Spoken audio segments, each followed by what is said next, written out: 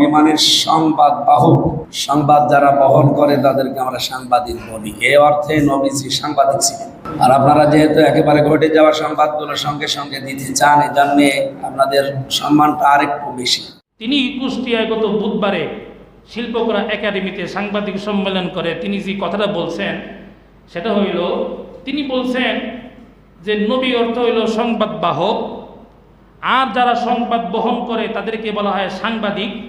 এই অর্থে নবী নিজেও একজন সাংবাদিক। তিনি এই কথা বলে ক্ষান্ত হয় নাই, তিনি আরও বলতেছে যেহেতু সাংবাদিকরা ঘটে যাওয়া খবর সাথে সাথে জানায়, সেহেতু তারা একটু বেশি সম্মানিত। জোরে কর নাউজুবিল্লাহ। কই নবী মুহাম্মদুর রাসূলুল্লাহ, আর কই হলো বাংলাদেশের সাংবাদিক। গত জুমায় বলেছিলাম এক লোকে নেতায় পূজা আর রোজাকে এক লোকে করে ফেলছে। কই হলো মুসলমানের রোজা আর কই হলো হিন্দুদের পূজা, কই ইসলাম ধর্ম আর কই হলো বাতিল ধর্ম, শিরক ধর্ম, কুফর আর শিরকি, কিসের সাথে কিসের তুলনা। কই নবী মুহাম্মদুর রাসূলুল্লাহ সাল্লাল্লাহু আলাইহি ওয়াসাল্লামের সম্মান ইজ্জত আর কই হলো সাংবাদিকদের সম্মান ইজ্জত। আমার ভাইরা কিসের সাথে কিসের মিলাইলেন? এই লোকের ঈমান আছে না গেছে? যারা নবীকে খাটো করবে, ছোট করবে, হ্যাঁ বড় হুজুর হইল, তার ঈমান থাকবে না যাবে? আমার ভাইরা লক্ষ্য করে শুনুন, আমার নবীর ইজ্জত সম্মান কেমন। সকল মাখলুকের উপরে, আল্লাহর পরে সকল মাখলুকের উপরে আমার নবীর সম্মান। আমার নবীর সম্মানের সাথে, নবীর ইজ্জতের সাথে কারোর সম্মান ইজ্জতের তুলনা চলে না। আমার আল্লাহ কোরআন শরীফে ইব্রাহিম নবীর নাম ডাক দিছে ইয়া ইব্রাহিম, ইয়াহইয়া নবীর নাম ডাক দিছে ইয়া ইয়াহইয়া, কিন্তু আল্লাহ রব্বুল আলামিন কোরআনে কারিমে কোথাও ইয়া মুহাম্মদ নবীর নাম ধরে ডাকে নাই নবীর সম্মানে। জোরে কোন সুবহানাল্লাহ।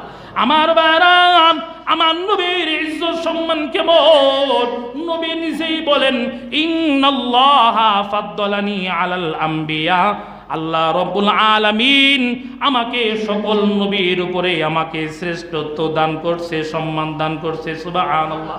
আমার ভাইরা, আল্লাহ রব্বুল আলামিন সূরা আলাম নাশরা, সূরা ইনশিরাত 4 নম্বর আয়াতের মধ্যে বলেন ওয়া রাফা'না লাকা যিকরাক, ও নবীজি আমি আপনার খ্যাতিকে সমুন্নত করেছি বিআন তুযকিরা মা'a যিকরি ফিল আযানি ওয়াল ইকামাতি ওয়াল খুতবাতি ওয়াল তাশাহুদি ওয়া গায়রিহা। আল্লাহ বলেন নবী গো, আমি আপনার খ্যাতিকে সমুন্নত করেছি। তাফসীরের কিতাবের মধ্যে আছে ও নবীজি আযানে আমার নাম, এরপরে আপনার নাম, ইকামতে আমার নাম, আপনার নাম, ও নবীজি তাশাহুদের মধ্যে আমি আল্লাহর নাম, আপনার নাম, ও নবীজি খুতবার মধ্যে আমি আল্লাহর নাম, আপনার নাম উল্লেখ করা হয়। এভাবে আমি আল্লাহ রব্বুল আলামিন আপনার জিকির, আপনার স্মরণ, আপনার খ্যাতিকে আমি আল্লাহ উঁচা করে দিয়েছি। জোরে কোন সুবহানাল্লাহ। মুসলমান ভাইরা আমার, আমার নবীর সম্মানের সাথে অন্য কারোর সম্মানের তুলনা চলে না। আমার ভাইরা লক্ষ্য করে শুনুন, আমার নবীর ইজ্জত সম্মান হইল আল্লাহর পরে সকল মাখলুকের উপরে। আমার ভাইরা লক্ষ্য করে শুনুন, ঘটনা আপনারা জানেন, 2-3 জুমা আগে আলোচনা করেছিলাম। কাব ইবনে আশরাফ ইহুদি আলেম, কাব ইবনে আশরাফ যখন মক্কায় আসছে, মক্কার কাফেররা কাব ইবনে আশরাফকে জিগায় আমরা উত্তম, আমরা সম্মানিত না মুহাম্মদ সম্মানিত? আমার বাইরাম কাব ইবনে আশরাফ হাদিয়া পাওয়ার জন্য, ক্ষমতা পাওয়ার জন্য এবার নবীর বিরুদ্ধে যাইয়া কাফের মুশরিকদেরকে খুশি করার জন্য বলে তোমরাই মুসলমান এবং মুহাম্মদ সাল্লাল্লাহু আলাইহি ওয়াসাল্লামের চাইতে তোমরাই সম্মানিত। জোরে কর নাউজুবিল্লাহ।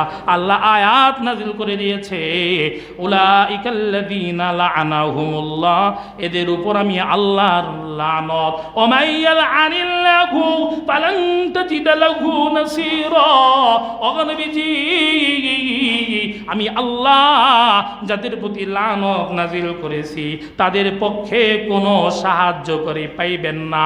আমি আল্লাহ যখন তাদেরকে শাস্তি দিব, আযাব দিব, তাদের পক্ষে কোনো উকিল, কোনো সাহায্যকারী তারা পাবে না। আমার ভাইরা, নবীকে যারা খাটো করবে এদের উপর আল্লাহর লানত। আমার ভাইরা, বড় আফসোস আর দুঃখের বিষয়, কাব ইবনে আশরাফ তো ছিল ইহুদি আলেম, কিন্তু যেই কথা বলছে সে তো ইসলামিক নেতা, সে তো আলেম, মুসলমানের আলেম, কোরআন হাদিসের